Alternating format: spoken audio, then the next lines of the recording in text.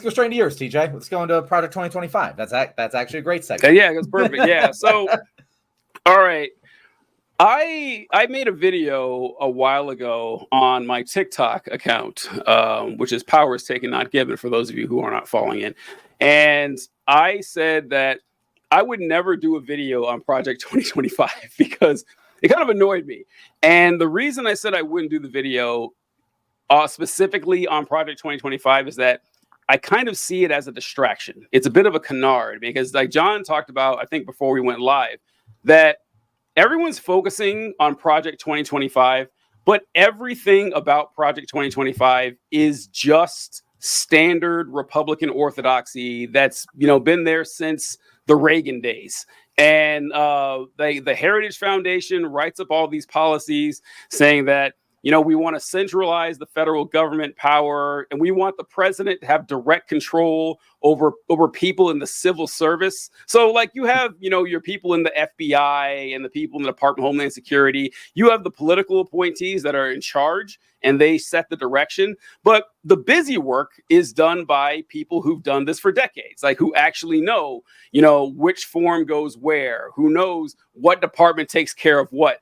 And Trump wants to have Project 2025 wants the president, Trump, to have direct control over these people, basically to take off all the guardrails. Because you can have an insane person heading up, whatever department you want. But the people who are actually, in the trenches say, okay, well, I can't actually do that. That's against the rules, the bean counters and everything. He's like, no, I want those people to answer directly to Donald Trump. And there's a guy who, and Trump has been distancing himself from Project 2025. He always says the same thing. He says Project 25, which I got to say, Project 25 does sound better than Project 2025. That does show you that Trump does know the marketing thing. They should have called it that. But he says Project 25. I don't know anything about it. I've never read it. I know they have a lot of insane stuff in there. And I was like, okay, man, if you never read it, how do you know what's in there? No one ever asked him that, and it really bothers me. And he distanced himself from it. And so my issue was, if Trump successfully distances himself from Project 2025, people are going to breathe a sigh of relief. Like, no, don't. Because it's the same shit the Republicans have been pushing for decades now. Fortunately, he has not been able to distance himself from it. And he's been stuck with it, and they can't really get around it. But there were these two British investigative reporters who went to a guy, and I kid you not, he's the co-author of Project 2025. His name is John Vought. His name is John Vought, which is just, I didn't know that, and that's wonderful. Yeah, it's so great, right? It's so great. It's like this is, yeah, you see shit like, man, come on, this is like Jamie Dimon. Like, it just can't be right. And so they went to him posing as family members of a right-wing donor. I didn't find out which donor they were pretending to be, but they said, yeah, we're a big right-wing donor. We want to give a bunch of money to Donald Trump, but we need to know exactly, what this Project 2025 thing is. Donald Trump says that he's not on board with this, and we want to know, how he's going here. Now, the video I wanted wasn't. I hope this one plays, but let's see some of the stuff he says here. Let's give it a shot. Let me know if you guys can hear this. His view of who should be an American. Perfect. So I want to make sure that we can say we're a Christian nation, and my viewpoint is mostly that I would probably be Christian nationism. That's pretty close to Christian nationalism. If we're going to have legal immigration, can we get people that actually believe in Christianity? Is that something, or do we have to have, are we not allowed to ask questions about Sharia law? What could we see America looking like, I guess? I mean, in an ideal world. In an ideal world, I mean, I think we could save the country in a sense of, the largest deportation in history. And even pornography. We'd have a national ban on pornography if we could, right? But the most striking of Vought's statements has to do with presidential power. George Floyd obviously was not about race. It was about destabilizing the Trump administration. Right. It's the left's belief that structures in society are the problem. Pulling society down for purposes of revolution is exactly what they want. And what you're seeing in college campuses is a part of that as well. The president has, the ability both along the border and elsewhere to maintain law and order with the military. A major part of All right. A lot to cover there. A lot to cover in this Project 2025 thing. And he goes on also in the interview to say that, yes, Donald Trump is disavowing us, but we are working with the Trump team every day on this. He's very well aware of it, which we all knew, because when it was time to pick the Supreme Court justices, the Heritage Foundation put out a bunch of people that they want on the Supreme Court. All 3 justices that Donald Trump selected were from that list. So from those things he mentioned, what do you want to look at first, John? Like which part is the most appealing to you from the Project 2025 crew? What do you think? So I have some qualms with you saying that Project 2025 is just Republican orthodoxy. Mm-hmm. But I will say what he's saying there is distinctly like the RNC party platform right now, because he's connecting a couple things that the platform connects. He's connecting mass deportation to protests on college campuses, and also connecting, the left wants to tear down structures in society, which is very much code word for we want society to be structured in a hierarchical way, and the left doesn't like that. And they're bad guys for trying to tear that down, which is the classic line that basically every British fucking villain in every movie you've ever watched has made.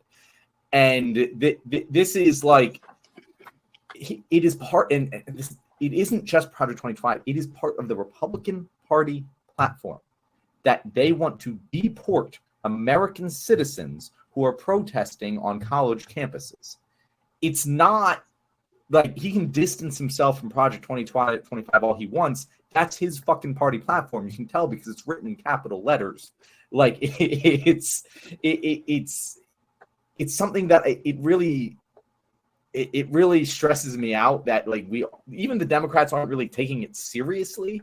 That like, yeah, they're saying Project 25 is this scary thing, but like just talk about the fact that he wants to deport American citizens, people. You can see where the line of reasoning goes here. Where, okay, now the president has full control and authority to deport these protesters on college campuses that want to tear down the structures of society. Well, that can be fucking anyone, guys.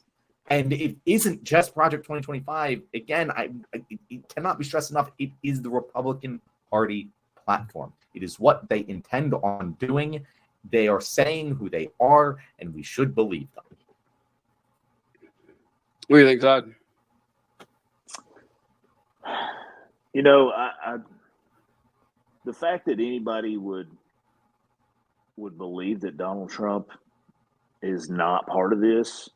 I mean, the fact that J.D. Vance, the picking of J.D. Vance was just like the biggest nod to the Heritage Foundation. Like the second that he was selected as VP, they were on all their little podcasts and everything being like, yep, there's our guy. Like, way to go.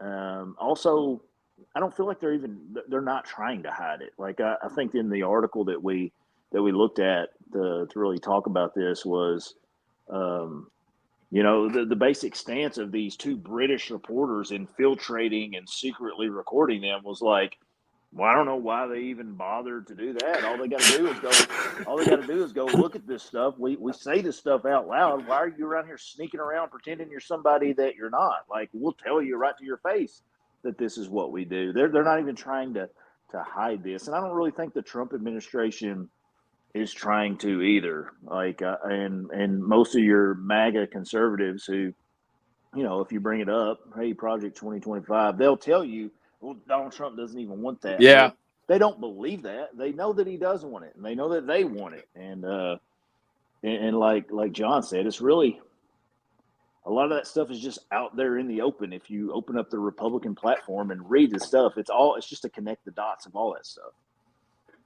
Yeah, it's a mystery to me why they do that though. Like really, because Project 2025 has a lot of negative press for the name itself. But if you ask about the policies, like one by one, you'd be hard pressed to find any they disagree with, right? I mean, that's why I get so mad that Trump can just get away with saying that, and no one ever asks him, well, what are the crazy parts of Project 2025 that you think are absurd, that you don't want nothing to do with? And he never has to answer it. With what Russell Vought was saying there, my favorite part is when he mentions that, well, you know, I don't want Christian nationalism. I want Christian nationism. And that, for the life Slow of me. clap on Now, that listen, one, DJ. listen, That's yeah, brilliant. look, listen, like, I am a man of few talents, but you know, words is my thing. Like I'm good with words. I have no idea what that means. I don't have the faintest clue where to begin with Christian nationism and how it differs from Christian nationalism, other than two fucking letters. It's like in what Coming to America. You've seen Coming to America? Yeah. And it's not McDonald's, it's McDowell's. They got the golden arches, we got the golden arcs. That's exactly what it is. It's just I say, and he said it he played it completely straight. Like, this makes absolute sense that everyone's going to be following what I'm saying here.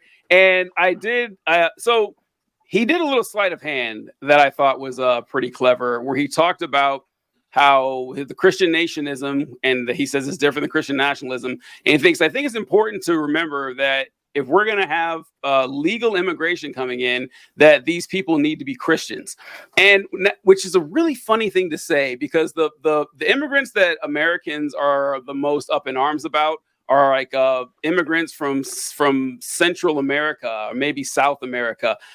Like 95% of them are Christians. Yeah. Say what? They're Christian as fuck. They're way more Christian than we are. Way more Christian than the United States. Like, no, not those kind of Christians, man. Like, you know what I mean when I say Christians, right? Come on. Like, we're talking about European Christendom. That's what we're talking. So I hate that they hide behind, because then he switched to saying, well, you know what, Sharia law. How many Muslim immigrants are coming to the country? Like, if it's 0.5%, I would be shocked if it was that high. Like, it is like that's not a big amount of people coming into the United States legally or otherwise. But he's really focused on the Christian part, and he mentioned that what is up with their listen. Look, 5%. I know it's 5%. Wow, higher than I thought, but still, yeah, 5%. That seems really high. I wouldn't know how. I mean, like with all the immigrants from Central and South America, I would have figured it would be in the 1%. But anyway, their weird obsession we got with abortion and everything, and controlling women's lives, and forcing them to be incubators and baby machines. But they really the porn ban. Is anybody clamoring for a ban on pornography? I can say I'm not. I'll tell you that much. The TJ sure as hell isn't. I'm sitting in one right now. In what? I'm sitting one in Kentucky right now. For all intents and purposes, the Kentucky General Assembly passed a you're sitting in a porn ban. Okay. Passed a law. I thought you were saying you're like actively on the set of. That's what I thought too. I thought you said I'm sitting in a porn right now. That's what I thought too. Moved back and forth a couple times. Like Todd, do not move your camera. Like, keep your camera precisely where it is. But sorry, go ahead. What were you saying? Kentucky passed one this last General Assembly that requires, if you're going to watch porn on the internet in this state, you've got to have like your driver's license uploaded to the website to confirm who you are, name, date of birth, social, all these things.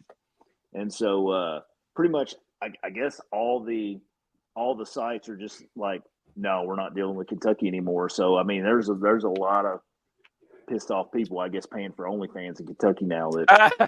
Indiana passed that same bill. I remember it was probably the same time, like July, was it, or June? I remember It was really recent, and there was like 7 or 8 states that had this ballot on there. And it's a weird thing because there certainly is no public outcry to stop people from going to X videos. I know that's not something that the constituency is begging for, but once again, the Christian nationalist wing of the Republican Party needs to preach to their rabid base as much as possible. But it is interesting because it's kind of hard to come out and say we need to bring the porn back and make that a big. I mean, no one's going to do that either. So it's just weird. It's just kind of odd.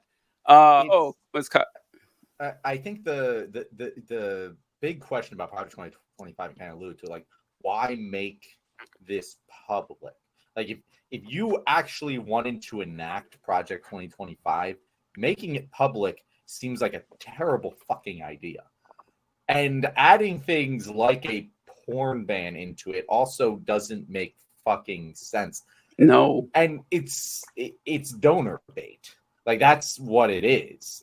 They've created a platform for a small select group of extremely rich fascist fucks to give them money in order to enact this platform. And Donald Trump is their golden goose. We're like, yeah, no, he's the guy. We got access to him. He's going to be the guy to implement all this. And as soon as they can connect the two dots, and they're like, oh, fuck, if we give you money, we're giving him money, and he's going to be a dictator, and we're going to be the guys who get benefits off of that. And I think that explains the entirety of Project 2025, if you really, because some of it is Christian orthodoxy taken to 11, but some of it's just fucking weird. And the fucking weird, and the fact that it's public is fucking weird. And I think it can all be explained by that. I had a light bulb go off just now. That, remember how we were saying that Donald Trump is distancing himself from Project 2025 and saying some parts are ridiculous? I know That's what part the he one. thinks. I know. We have found the part that he thinks is ridiculous, because I know damn well Donald Trump is not pushing for it. If anybody is on board with it, yeah, it won't be Donald Trump. So at least one mystery solved there. And the last thing he mentioned was, can you believe the left is pushing for a revolution? Tears in my eyes. Tears when he said that, because the right cannot fucking stop talking about enacting a civil war and a revolution, and this is our 1776. This will be bloodless if the left allows it. Yeah, they say it every fucking day. So I found it incredibly rich that he's like, yeah, I can't believe the lefties are trying to have a revolution. That's our thing. How are they trying to take that away from us? And like, I don't know. That was pretty wild. So I think a lot of it boils down to the fact that we have these two big tent parties.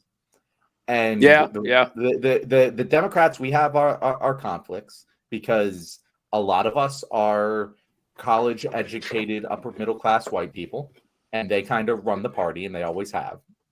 But they're also the party that includes minorities and includes, working class unions, and, farther left, labor organizations, and they all coalesce into this party, and we have those types of conflicts. Over on the right, you have a more consolidated, like, demographic group. It's white people, and mostly white men, but, like, you have these very different ideological tenets, where you have the people who are clamoring for, fucking revolution, whatever the fuck you want to call it. You also have the fucking aristocratic billionaires who are the fascists who want to actually take over authoritarian style. You have your actual traditionalist, conservative, hyper-Christian people who, like, are just anti-abortion.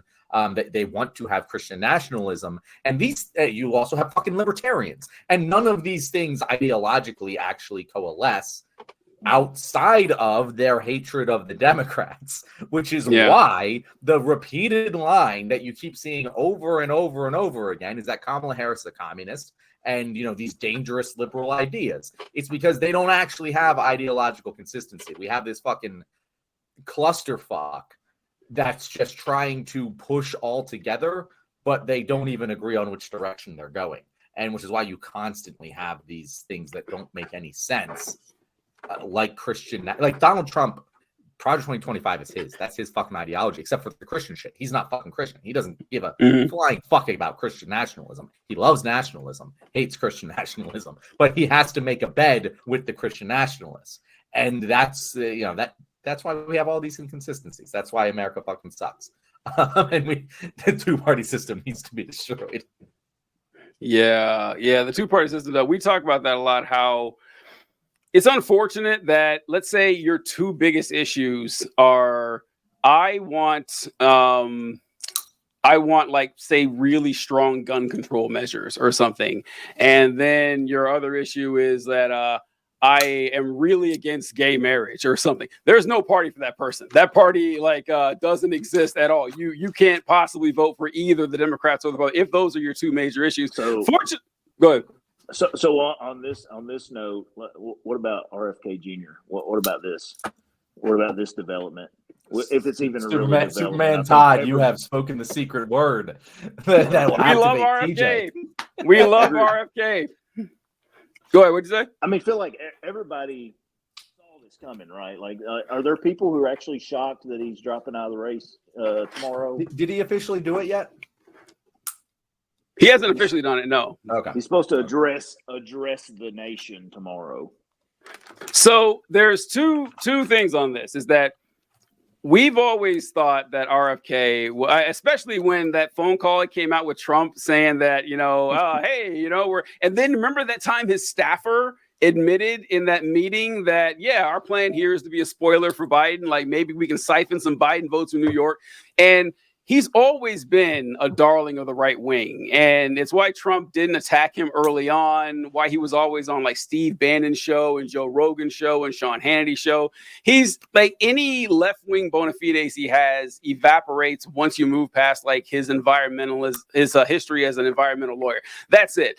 And it has been weird though watching, because we did a story on the show a couple weeks ago, right, John, where he had reached out to the Harris campaign seeking a cabinet position for an endorsement. And I can't remember who mentioned the show, but yeah, he's a right winger, but he's also an opportunist and he knows a sinking ship when he sees one. And so he's like, okay, I don't think there's any way Trump's going to win. So maybe Harris will throw me a bone. She told him to kick rocks. And he says, okay, well, I guess I'll go back to my people. And I haven't heard him officially say he's going to endorse Trump. His vice president pick said that they were thinking about doing that. But once again, like I feel like it's Casablanca here. I am shocked to discover there's gambling in this establishment. That's how I feel right now with this RFK thing. But I don't know about you, John. Were you thinking this guy was on the up and up the whole time? Old Bobby Kennedy Jr.? On the up and uppers, maybe. But yeah, there you go. I mean, I don't think that it's going to affect the election at all. And I know that's crazy to say about someone who currently is polling at 4%, but like everyone who was voting for him because they were a Democrat who couldn't conscionably vote for Biden has already moved to Kamala. That's about about half his following has left since Kamala entered the race. Then you have a segment who just hate both parties and want to vote for a viable third-party candidate. And once he's out of the race, I think that segment splits between people who will vote Trump, people who vote Kamala, and people who will just say, sayonara, I'm out of here. And then you have people who would go to Trump, but really, really their one issue was COVID for whatever reason in 2024. And they really hated the vaccine mandate, so they've been riding the RFK wagon. And they're going to vote for Trump like they always were going to anyway. So, like, I don't know. I don't think it's going to affect anything at all. I could be wrong. I think it's more likely that it helps Trump than that it hurts him. Okay, you officially made it to the end of the episode, sponsored by the one and only Scott's Hamburgers in Bixby, Oklahoma. While you are at Scott's Hamburgers, you should definitely look up our wonderful guest, Superman Todd. Superman Todd, how about you tell our audience where they can find you? Hey, I'm just on TikTok as Superman Todd 2. This is my second account. First one got banned a couple years ago. So come out there and follow me, kind of known as the Southern Liberal. So go follow me, and I appreciate it.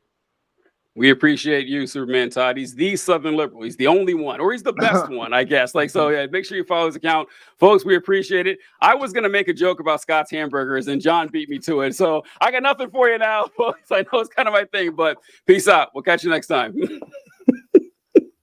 As soon as I saw your face